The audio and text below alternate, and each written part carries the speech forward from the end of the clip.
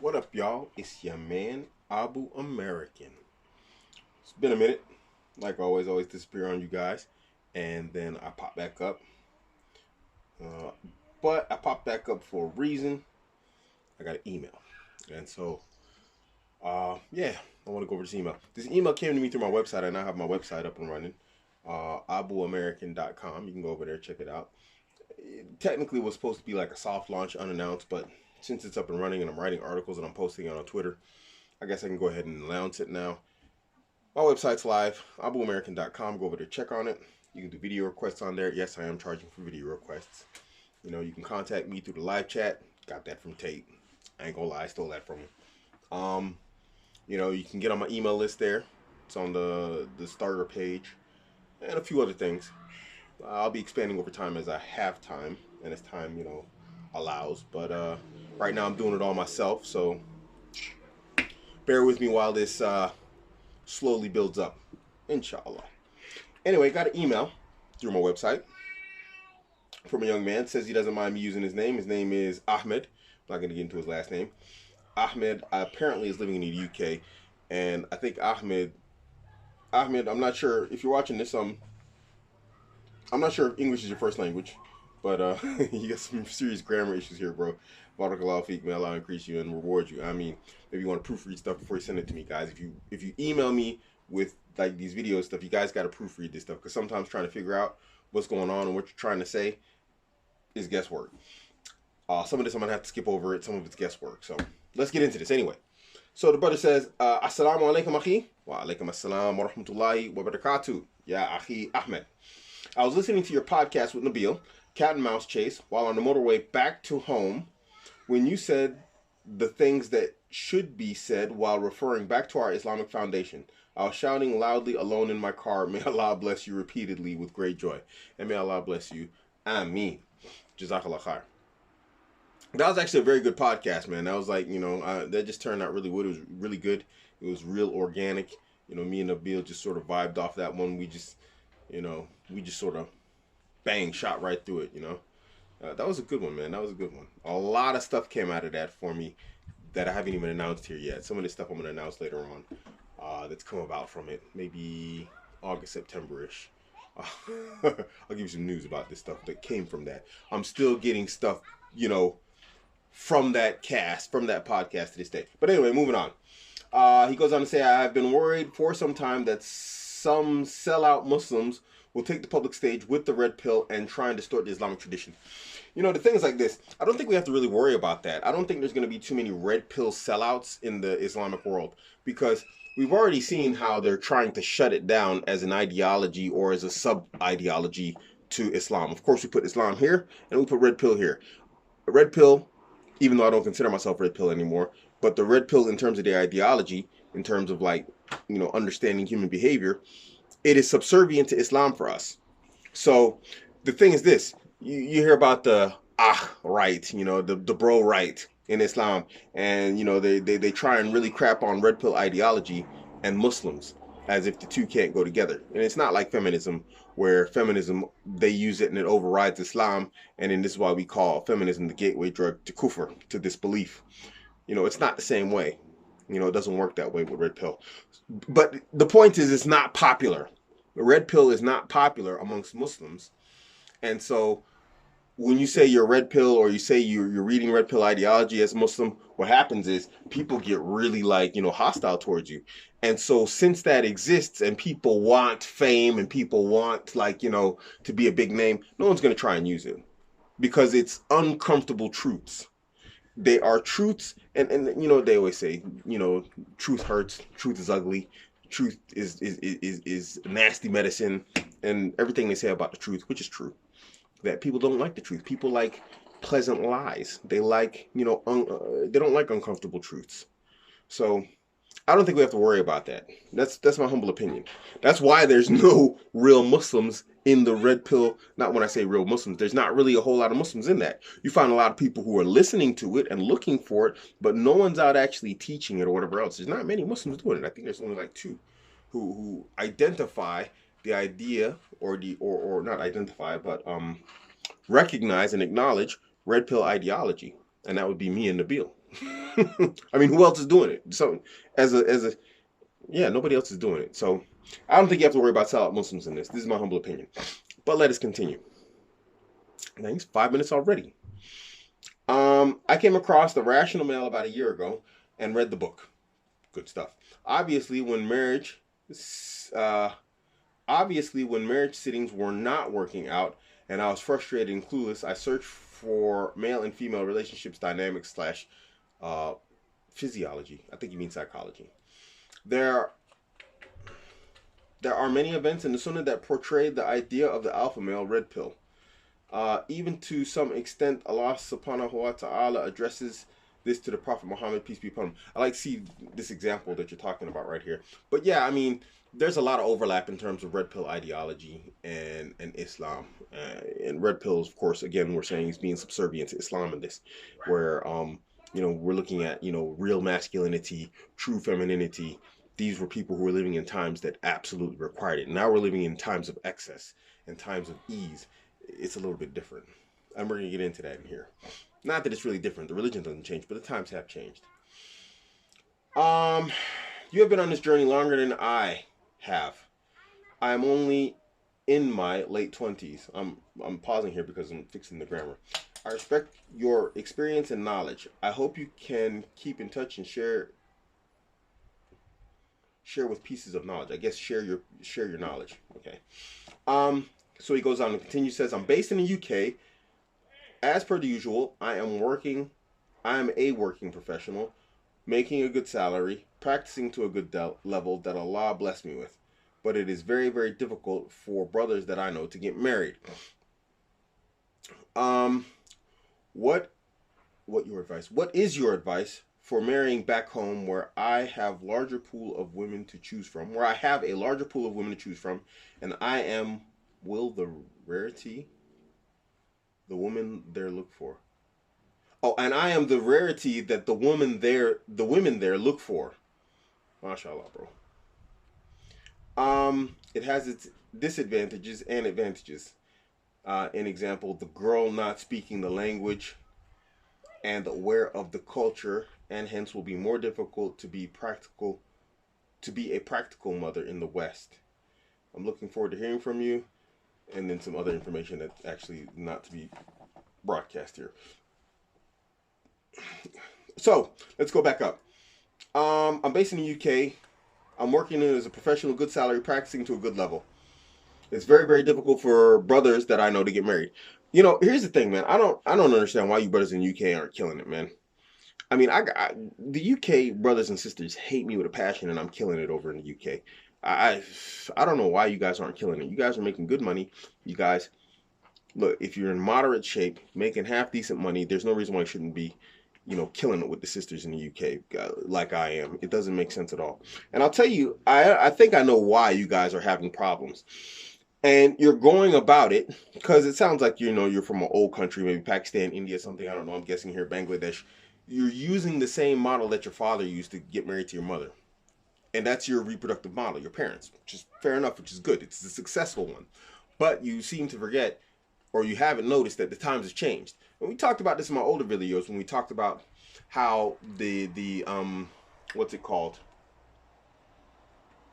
Social contract between men and women has changed, where the man provides and cares for the woman, and the woman is in turn, subservient and offers him, constant and consistent sexual access.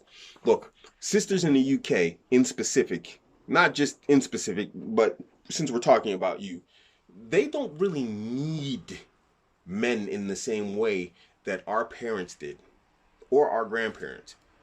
They want men, they need men, yes, but not in the same way that your parents did. And you're going about it because you can tell by the way you're talking about it. I practice, I'm making a good salary, this, that, the other. And these are things that are almost inconsequential to sisters nowadays in the UK. In the West, I'll say, in general. Look, women nowadays in the West, they get all sorts of social help and whatnot from the state and from the government. They're at almost a near equal, if not higher level of education than men, so they're making more money than men on average when you look at it statistically, despite the whole, women make 25 cents less per whatever hour than men do, which is BS, because when we look at the statistics, women are making more than men, and I think this applies also in the United Kingdom. She doesn't need you like you used to. And I say it all the time, women need men, women want women. This still stands true, but not like before. So pay attention. What you're doing is you're trying to use an old school game for an environment that no longer exists. You need to be all those things. You need to be successful. You need to do that for you. I'm not saying don't be successful, don't be educated, don't be working hard, don't be practicing, whatever else. I'm not saying any of that. Do all that stuff. But understand that's not what she's looking for anymore. Because now she has her own money. Now she can go get her own place, drive her own car, whatever else. And socially, it's largely acceptable. In some cultures, in the West, it is not. We understand this. But in general, it's understood that even if a daughter stays in her parents' house until she moves out, she's going to have her own car. She's going to have her own room. She's going to have her own job. She's going to have a university education until she gets married. So she doesn't, in the way that your parents need you, like your mother needed your dad. So you have to change the game, man. The game has changed. You can't play by the old rules because they don't exist anymore. So this is why I always tell guys, hit the gym, learn game, this, that, the other, build up your confidence. Hitting the gym, is about just, personal confidence, pushing your limits, learning your boundaries, and then learning how to push those boundaries further. Just to be consistent and all these other things that you're going to need to be with a woman in general.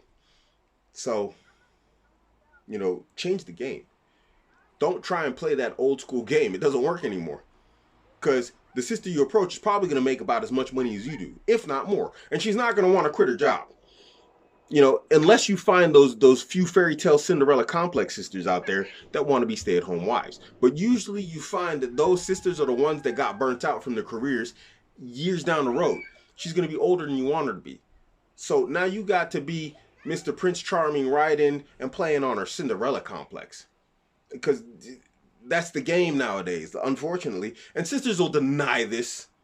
They'd rather cut themselves open from the navel to the neck with a rusty spoon than admit that what I'm saying is true. But it's 100% true. You need to come with, her desire now. And this is problematic as a Muslim. How do you do this in a halal way? You gotta learn game. You gotta learn how to apply it in a permissible way. In front of the wali. I did it when I married the Yemeni sister in London. I did it in front of her wali. I gamed her in front of the wali.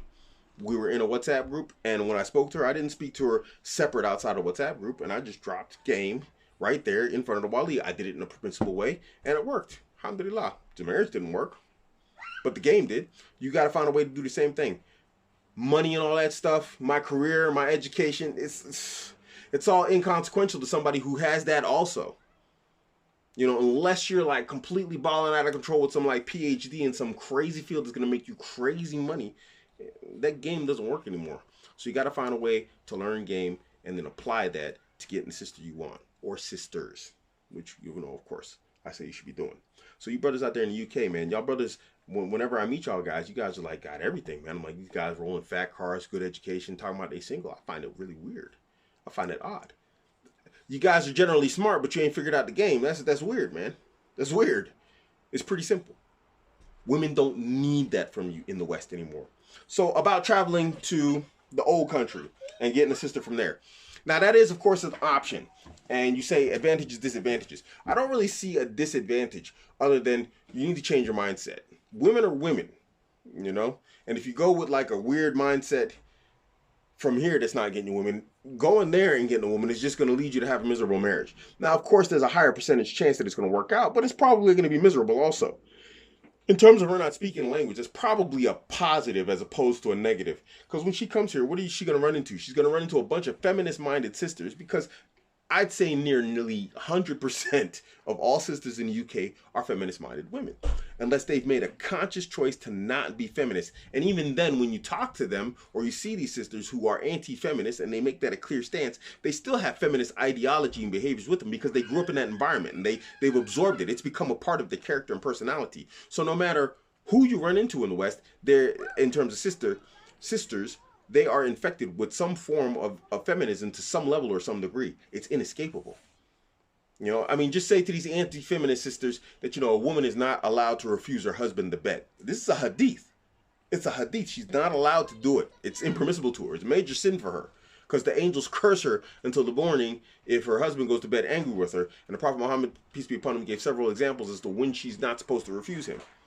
So when you look at all these things, it's not something that she's allowed to do. Say that to one of these anti-feminist sisters and watch their reaction. There's not a sister in the UK that I've ever met that's not infected to some degree or some level with some sort of feminist ideology. There's tolerable levels and there's completely intolerable levels. So if you marry a sister from the old country and she doesn't speak the language, that's probably to a benefit, because what's she going to do? She's going to end up looking for a social circle of women who, she's going to hang out with, and they're going to infect her with that crap. In terms of parenting and whatnot and dealing with schooling and all that stuff, you should be doing that anyway. Why you want to put your wife to the forefront, in some sort of like semi-leadership role in terms of dealing with the public and the schools and whatever else, unless, there's some extenuating situations or whatever that call for that. So in general, you don't really want to be in that position anyway. I don't see the negatives in her not speaking the local language. You probably don't want her to speak it so that she starts learning all the foolishness and the craziness that's going on out here in the West right now. Let me see what else there is here. So I mean, yeah, if you're like the exception out wherever the homeland is, then man, just go for it, dude. But just understand, you need to change your mindset no matter what, And this isn't an attack, or this isn't like hitting you on the head, but it's like it shows here that by what you've written that you don't understand that the entire dynamic, even in the Muslim world, has changed in the West in terms of how relationships are now formed. Sisters looking for romantic engagement and whatnot. Okay, most of the women, they end up marrying their cousins out there, most of the Asian sisters, but they still want that whole, I fell in love. They want this whole love story and backstory, behind their marriage. They're Cinderella complex. And so you got to find a way to play into that, as opposed to trying to, run the, hey, check it, I got a fat whip game. I got the amazing IT job game, when that's no longer in a sense relevant. Your field of study may be relevant to the market, but it's not in the relationship market. So think about that stuff.